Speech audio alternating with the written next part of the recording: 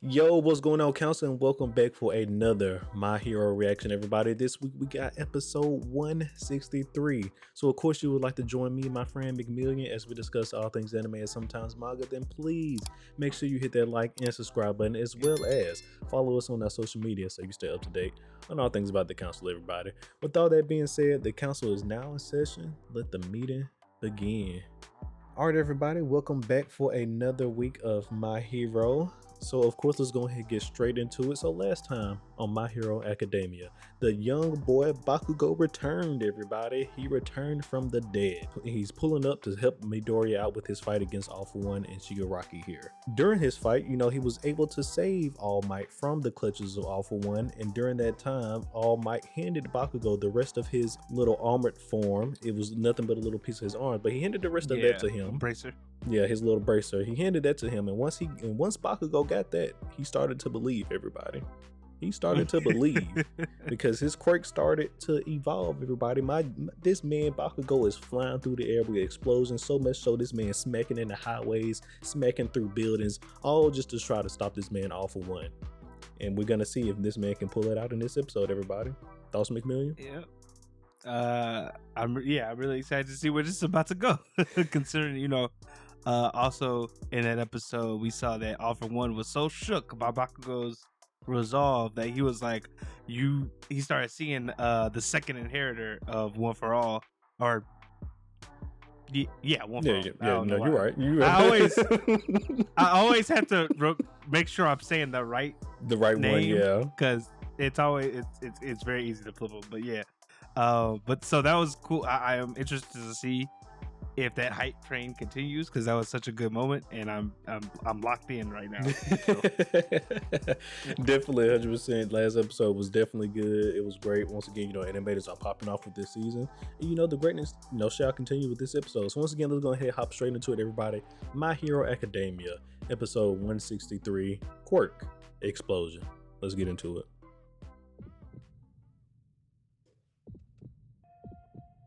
Oh, it's her mom. It's their mom. Looked like they were twins. I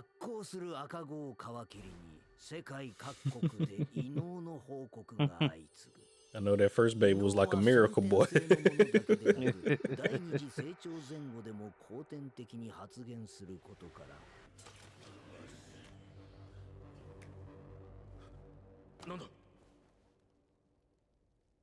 So what I'm hearing is, even from birth, he was always crazy. That's what I'm hearing. He was a menace. That's what I'm hearing. Lord. From birth, he was a menace. That's what I'm hearing.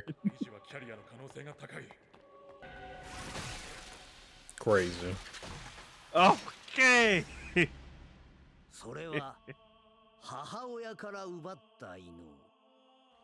Oh, that was his mom's power.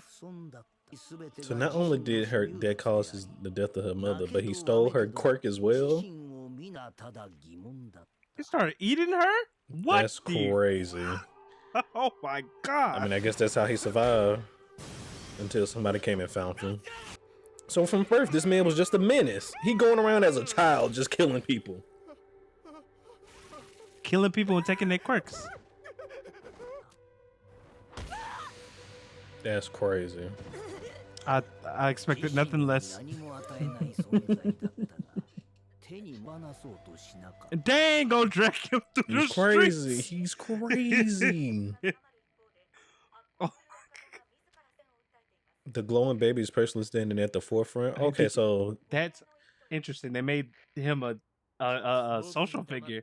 No, wait, no, but this is crazy though. So this confirms he was born right around the time still that metas came into the world. This man been around for a long time. Because that was the glowing baby. So that means it's probably like roughly 20, 30 years after that, right? Roughly. Not Captain Hero. They couldn't put real heroes in the books, okay? they don't want to get sued.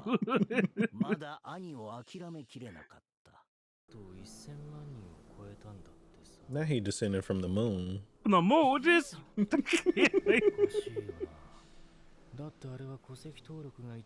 Wait, is he glowing?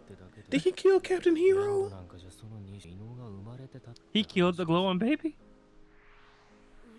That's crazy.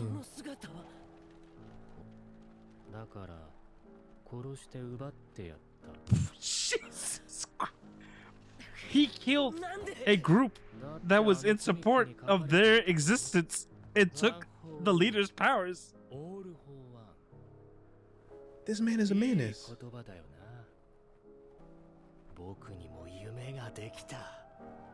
So from birth, this man was just crazy, and I'm supposed to feel bad for this? Just evilly aura farming, the reverse of good aura farming.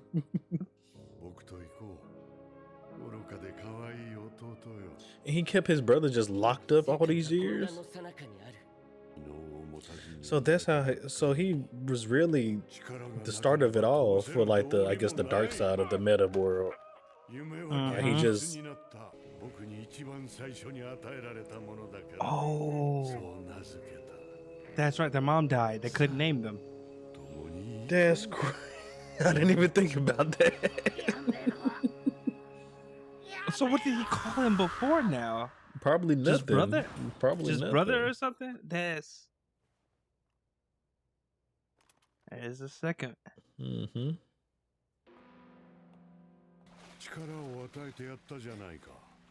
Oh my.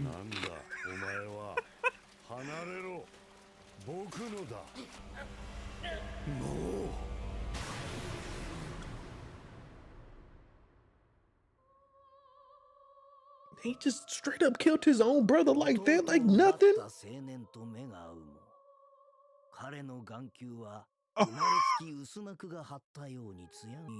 No remorse, no pause, no hesitation. He just obliterated this man. Literally turned this man into dust. I didn't even know he had a power like that. Kept his hand. Oh, no wonder he likes Shigaraki. Oh my goodness. This man is crazy.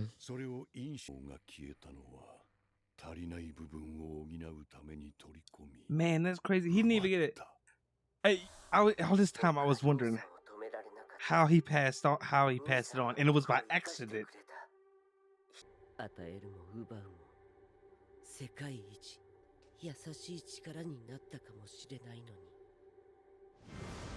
True, he could have been the avatar of this world.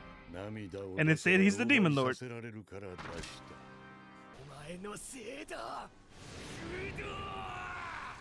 And he reminds him of the second because essentially he started all this. Oh, never mind. So is he related to him then? It could be possible. He's saying it shouldn't be though, because he killed everyone remotely related to him. Which is wild. Now he's getting away from time and space. That's crazy. He's like, this man reincarnated to come and stop me. Yeah, that's interesting. So you essentially have to fight him to take him over him.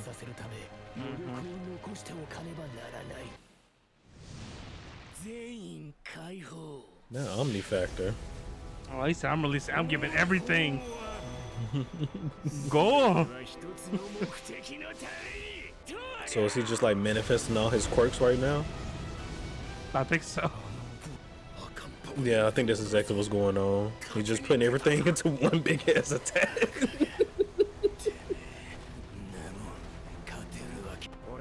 But ain't no way Bakugo got enough firepower in him to stop this though. Like, yeah,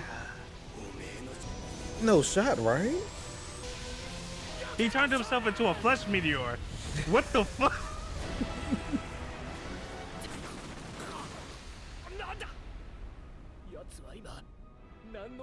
Is he blowing up his sweat? What was that? I need to know how he stopped the flesh meteor. The rain's taken away. This motherfucker. Okay, so he interesting. He used the rain? He used the rain plus his sweat? Oh, that's nasty.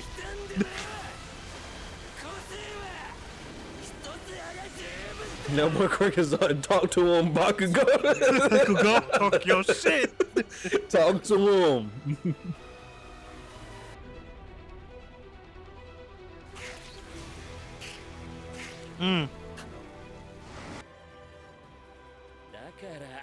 Hawk showing up to talk shit.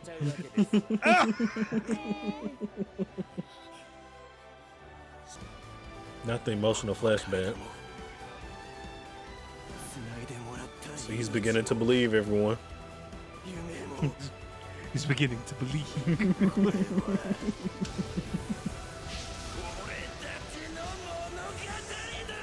Oh, This is our My Hero Academia.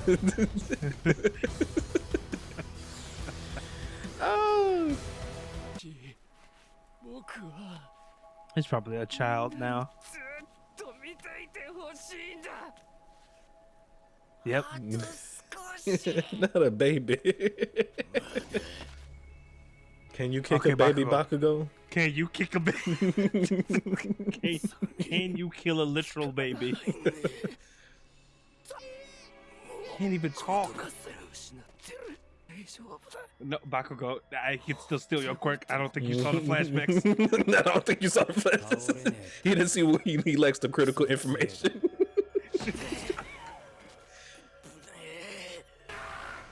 His mother's quirk. Eat that. Game, set, and match, everybody.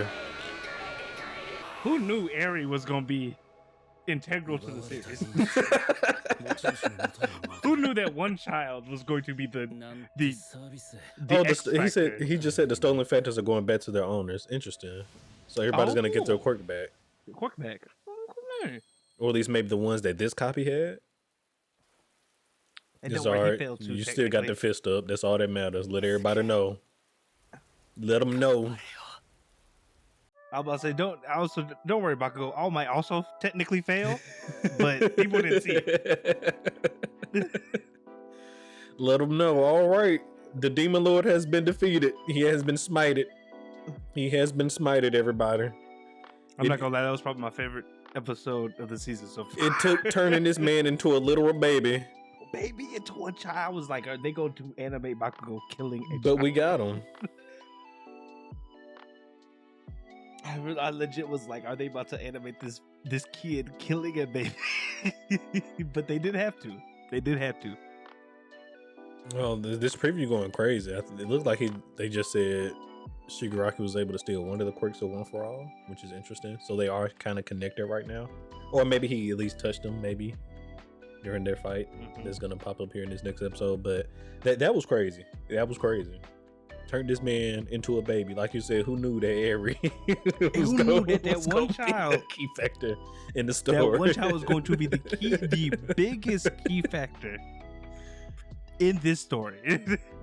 If they didn't save Eri, none of this shit would have been possible. Well, not necessarily, because he only really popped that because he had to. Endeavor technically was about to win. Endeavor and Friends, they was technically about to win. I mean, yes, but I'm just saying, like, if Eri, but like, I feel like, oh man, maybe you're right. I don't know. That's but I get what you're saying though. But maybe he still could have had some up his sleeve and still got past them, because he is all for one at the end of the day. Yeah, that was my thought, that maybe he still had something up his sleeve. Because you're right, he technically didn't. Only reason he did pop that was because he was on the ropes. But that's so oh my goodness. He went down back into a baby. All the way back into a baby. Literally turned that man back into an embryo. And then nothing. That was crazy. That was a nice one. That's probably my favorite episode so far. Now, granted, I know it's early on. Yeah. But if we go up from here, if nothing is up, this is about to be some of the best anime I've ever watched. Because my God, that was such a good episode. that was great. That was great. They gave us the whole, his whole origin story and things of that nature. Of course, like because I was about to say, at first I was like, oh, is this just gonna be a flashback flashback episode, I'm not mad at it. I've been waiting. I've been waiting to see what the origin of these two were. Yeah. So I was like, this is still cool, but then to tie that into the fight, like that was that was so good. That was dope. Yeah, playing all that through because, like, especially with the foreshadowing where the early episode, because I thought he was glowing because of of Avery's quirk, right? Just reminding him. It turns out it's because he stole the quirk of the freaking glowing baby, the same glowing baby they've been talking about since season 1, episode 1 of My Hero. This man not only killed this man, but took his quirk. He had it the whole time. Which is so crazy because the glowing baby was fighting for rights of people with quirks, and this man said no. I want it. But still, though, which is even more wild. So, no, let's just go back to being a right? So, unfortunately, his mother seems like, homeless, right? End up getting knocked out some way, somehow. But homeless mother died due to the death of giving birth to her twins. And that, even crazy, we knew they was brother, but we didn't know they was twins, right? So, they were freaking twins, but he was born with this quirk, all for one. And then still, from birth, though, this man was a menace. Just still going around killing people, taking quirks, doing whatever the hell he please. So much abusing his brother. So much so that he decided to go kill the first hero, which is ridiculous. Just ridiculous. Like he's legit was the start of basically everything evil. Maybe not the start of everything evil, because they said there was still turmoil and stuff like in the middle world. But he really came along and just took a grasp of everything and just said, "Yeah, I'm at the top of the chain over here." He made the world go how he wanted for that love. Like I knew they said that he was like the Demon King. I didn't realize they meant legit. How accurate. Yeah. They meant legit. Just the evil baby just being born into the world. How accurate of a title. The man ate his mother to survive. They didn't tell us. I'm assuming somebody had to come find him at some point, right? Because they're just babies. It didn't look like it. It looked like he wandered. There is no way this baby just walked away from that as a baby and just started living. I refuse to believe that. Evil incarnate or not, I refuse to believe that. You think someone somewhere at some point somebody had to come pick these babies up. You know what? That's possible, because they did talk about the people who were against quirks or against metas, because that's what they were calling them at the time. Did say something about orphans being there's being an orphanage or something within the area. Mm-hmm. So you're probably right. Maybe an orphanage picked him up and he was just every night going out murdering people. I guess I don't know. Maybe, it's really one. If you're killing all of your victims, there are no witnesses. And two, who is going to suspect an orphan child of mass murder? A child. This man's first quirk he stole was his own mother's. Mom's. He ate his mom to survive and stole her quirk. Also, let's just touch on this real quick before we get done. One for All, was the first time it was transferred was done accidentally. Yes, which we didn't know until now as well either. I thought like it was a last ditch effort. Like he realized that the whatever quirk his brother gave him had the ability to do that. No, he didn't even get a chance to figure out what he had. He was just like, his brother was like, "No, don't take my brother away from me. If I can't have you, no one can." Death, and then the fact that his blood got into number 2's mouth. Maybe that was it. The blood going inside his body or something like that. That's basically my assumption, is because they show him exploding and the blood legit hitting like his face and his looks like it might have gotten in his mouth. So I'm just like, that is crazy to think that this whole quirk war is he was his own downfall. If all he had to do was not get his brother that quirk, and technically he probably still be reigning right now. Technically not even kill him if he just had like killed maybe even number 2. If he just killed number 2 that day, or stopped his brother. Like I don't know. There's a million things he could have done except the final solution of kill my brother. And not even once again disintegrated this man. Not no stab through the heart or something. Not even like we saw that he did with those first couple of guys in the episode. Just quickly stab him, slice him, whatever. Disintegrated this man. Left nothing but his hand. Just why? Just why? Oh man, that's such a dope parallel between him and Shigaraki. Because I guess maybe that's why he kind of latched on to him. Yeah, that's what I'm saying. I'm like, that's such a good parallel. He saw the evil, the darkness inside of Shigaraki, and then like the whole thing with the hands. But it's crazy because Shigaraki's was on accident. He didn't even know he had that quirk until that day. Yeah. Whereas One for All was doing that shit on purpose. All for one, but yeah. Yes, thank you. You'll just say it's easy to flip. It's so easy. It's so easy to flip their names, but. And then another thing, like I didn't even think about it at the time either, but the fact that he named his brother as well. Yeah, they didn't have names because their mom didn't survive, and he was so possessive. He named his little brother. He named him, which in my eyes, if it would have been for the right reason, you naming your little brother isn't like a bad thing. But this was he did it as a more of a possession thing, though. Even his little brother said the type of quirk he had could be a blessing unto the world. Yeah, like and I understand that because it's like it could have been an avatar. Yeah, because essentially you can make any quirks live, right? No quirk has to die. If somebody has a useful quirk, like just for society in general, if they're about to die or something, you can go and just take that quirk and give it to somebody else. Pass it on. Keep that quirk alive. If there are dictators in the world, you could fight them, take their quirks, make sure that they, are like Aang did with Ozai, spoiler alert. Mm-hmm. If you haven't watched Avatar, it's 25 years old though, but yeah. But I'm just saying, like, if you haven't, but like that, man, that like he was. It was such a good point to point that out. Like he could have been one of the best people, but. He was just terrible from jump. Like, it's so wild. Yeah, because even in himself, because he could have titled his own quirk One for All still, even with that sense, like his brother said, like you said, just still giving and taking. Like it could have been used for so much good, but he just decided to be evil. Yeah, and like you said, the name parallel, the thing with the name, that's such a good parallel to draw to that. Like, because inherently. If you're an older brother and you're protecting your little brother and you give them a name, that'd be a beautiful thing. That's such a nice thing to do. That's not what happened here. he named him like out of possession. Yes. Just wild. But you know what? I would give props to the author though for just making a villain, right? For just making a goddamn villain. Ain't no crazy backstory to what he did. Phrase that he did have a crazy He did have a crazy backstory, but it wasn't like he.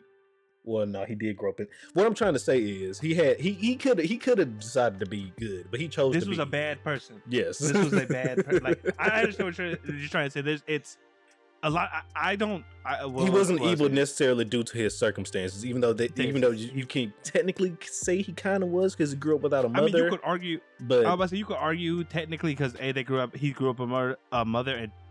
And two, he is obviously a sociopath. Like he does not care about people. There's no but the fact that feeling connection. Yeah, from the fact that he was just out there killing people as a child. There's no remorse. Not out of necessity, just did it for vibes.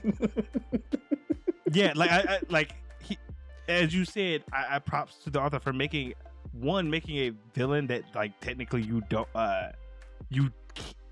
there's not like a relatable quality, like you said. It's not like in terms of circumstance. It's just who he was, like, and then two, to make it like make sense and believable, right? Because a lot of times, I'll say this: like, if a villain is just a villain for the sake of being a villain, sometimes that falls flat because it's like, okay, why are you doing this? Like, but this one, to me, this makes sense. Like, he didn't care. He obviously didn't care about people. He grew up in. He didn't grow up like anyone else. Yeah. He had powers that I feel like if you aren't taught right from wrong, it's very easy to end up like that. Like your power is legit, like akin to a god. Like even people have said. So like that is. Oh man, that was such a good episode. Yeah, like long story short, essentially, there's no redemption arc for all All for One, right? You know, I feel like just I don't know what it is with just modern anime and these mangakas writing, but it just seems like a lot of times they're trying to give their villains a reason to be evil, and then, you know, just like, here's his sad backstory, here's why you should feel bad for him, here's why, you know, you can see kind of why he decided to be a villain, right? Just things of that nature. Just, you know, sometimes, you know, all the villains, you know, we don't need redemption arcs, right? Some people, sometimes they're just villains, and this guy was just a villain. And I think that is great.